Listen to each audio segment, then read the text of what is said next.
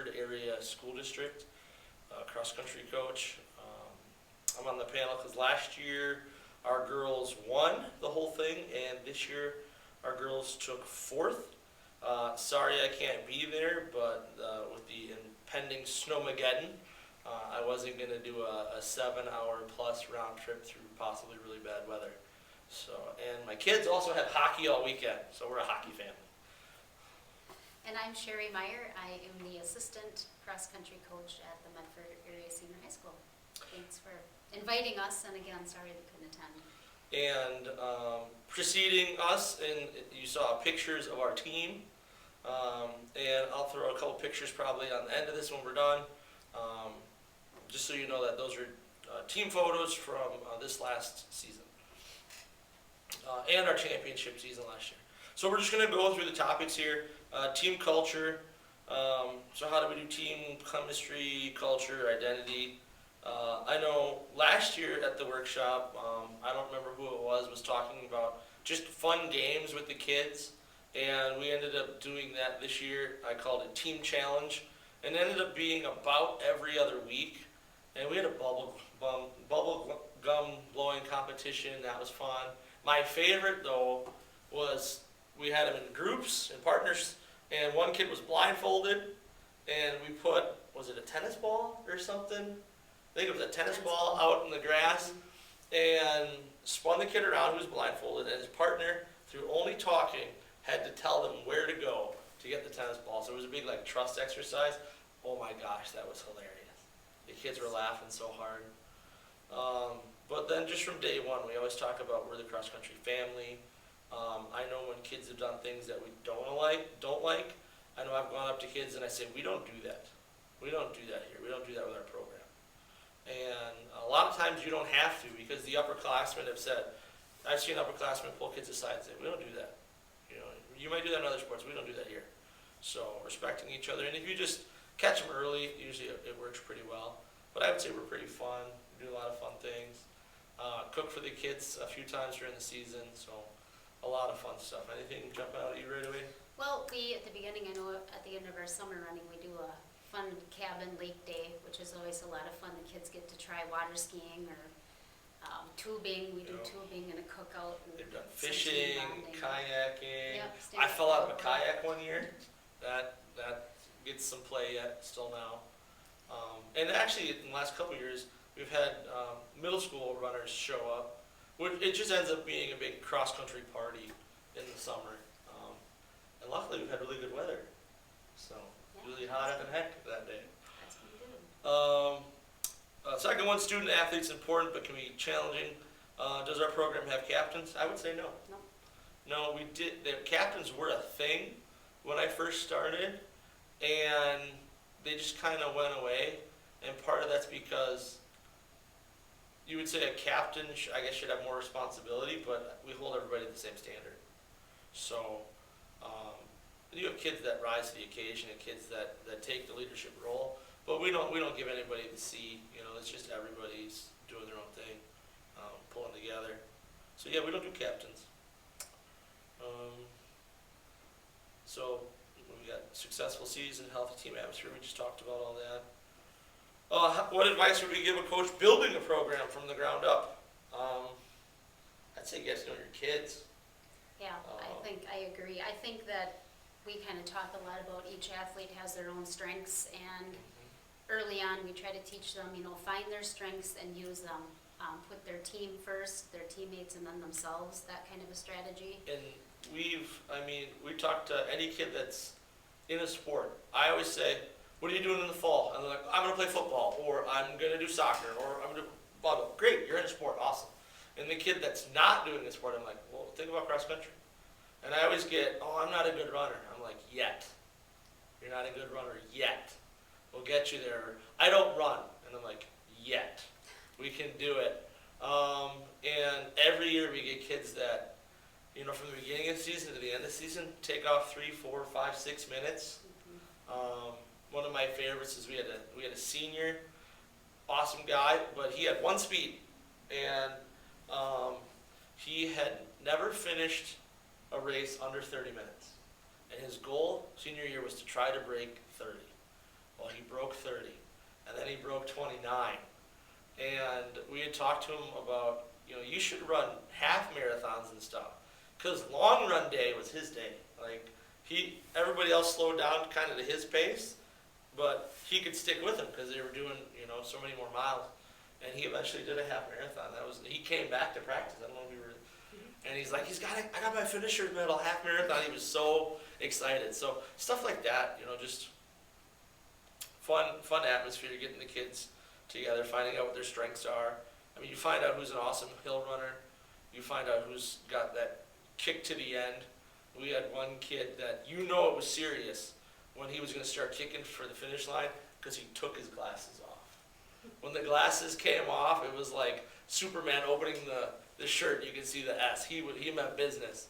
And before the end of the season, everybody's waiting. When are the glasses coming off? Because then it was as fast as he could go. And we encourage that stuff. Everybody likes that. You find out what you're good at, And just the team sticking together. I think we encourage everybody to support each other, to watch their teammates cross the finish line, no matter if they're the last ones crossing or the first ones crossing, that everybody stays and cheers their team on, and that has helped too. And then going on to topic 2, training and racing. A lot of schools have gone to 1 race a week. We have kind of gone closer to that over the last couple of years. I know there was one year we had 3 races in a week, and we just, no, that's never going to happen again. And, but you pick and choose your big races. Like, we like going to Smiley every year. We brought back our home meet, which had been on hiatus for quite a while. But I think we're okay with not maxing out on the number of meets you can have, because that means you're doubling up. And sometimes then you're just inviting injury and accidents and stuff. And tying right into training, I mean, we are not afraid to say, hey, you know what, the kids are really sluggish. They're kind of griping at each other. We're taking a day off. And we've actually, this year we did quite a few, more than the last couple of years, morning workouts. Kids get together, we do a short, usually it's like 45-minute workout in the morning, and then we're done. We're not meeting after school. We're not doing it. They can go home, they can relax, they can hang out with their friends. And I think that's really paid off. So they're not sluggish because they did something, but they like having an extra break. So I don't think we're ever going to go back to multiple meets in a week. It's No, and I don't think we decrease down to, I don't think we'd the only 7, do 6, or 5. I don't know. We've had great success with at least once a week racing. I mean, I think our team kind of goes out expecting to win, and they're confident. So I don't. I think if we did 5, 6, or only 7 races a year, we'd have angry parents, because so many of our parents come to watch their kids run. Why are we not doing this? Why are we not running races? So. Racing strategy, pack running, slower starts, get out front mentality. Really, it's kind of the individual. We leave it up to the kids. They know what they're good at. Some kids pick out other kids on the team and try to race against them because that's what they, who they practice with. They know kids from other teams that they want to try to beat. We've had kids that are front runners and they like to try to lead start to finish. And then you have the kids that try to run the negative split. I'm going to try to be the second half faster than the first half. So I think everybody's different, though. I think they are. We usually, we have talked a lot about, the pack racing.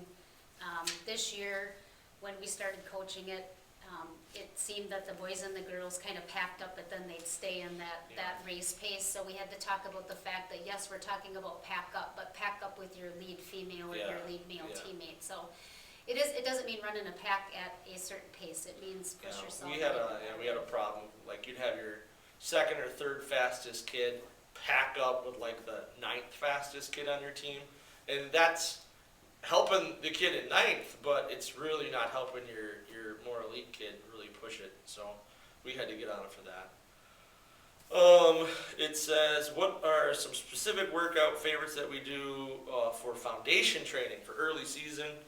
Well, there's open summer running in Medford all summer, and anybody and everybody shows up. And it's completely just relaxed. I mean, kids will be like, hey, going on vacation, have fun, But run. Yeah. We've had members of the community, we've had parents, we've actually had a few parents show up and they don't want to run it, they want to walk. We've had some pretty good age group males who are, in their probably 40s, who take 5Ks really seriously, come run with the high school kids because they really want to push themselves. But it's open to everybody, and there's quite a few people that show up and ride bicycle.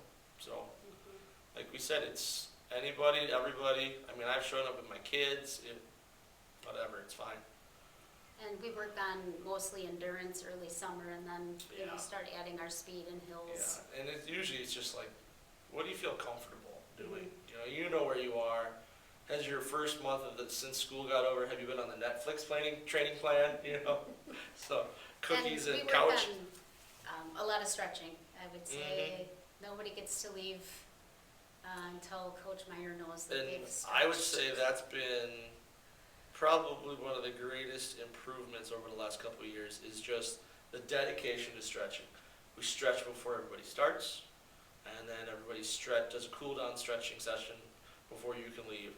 And we have had pretty much 0 injuries the last couple of years since that's been mandated. We also, one thing that we push really hard during season is trying to stay off pavement. If we do pavement, it's really only part of a workout. And even if we do that, then we're making sure like the next 2 days it's grass. And that's really made a big difference. And I know for some schools they can't do that, but we're pretty lucky. We got the Pine Line Trail. We got a large grassy sports complex right behind the school. So. And we also talk about other components like sleep and nutrition. We do a section on nutrition. And we also started doing relaxation techniques. Yeah. We have some racers. We did yoga. We did yoga too. Yeah. Yes, I forgot. Yeah, in the morning, wicked early. Yeah, you should have called it zombie yoga. The kids were like, But relaxation yeah. has been really good. We had some athletes that you talked on the last question about the state competition, but they get really anxious Yeah, before a race. stress. You can tell stress levels high. So we work on some of those techniques too. And then we've done biking because our school has a set of bicycles for like a gym class, so there's a lot. And then we're fortunate to have a swimming pool, and we work with the swim team on availability, and we've done that. And actually, the kids really like morning swim work. I think our last one, we did breakfast orders, and the kids were doing their workout. Coach was leading them in the workout, and I went and became coach chef, and we did pancakes and omelets, and they had a good time. So I think that was like an in-service day or something for school. It was a weird schedule.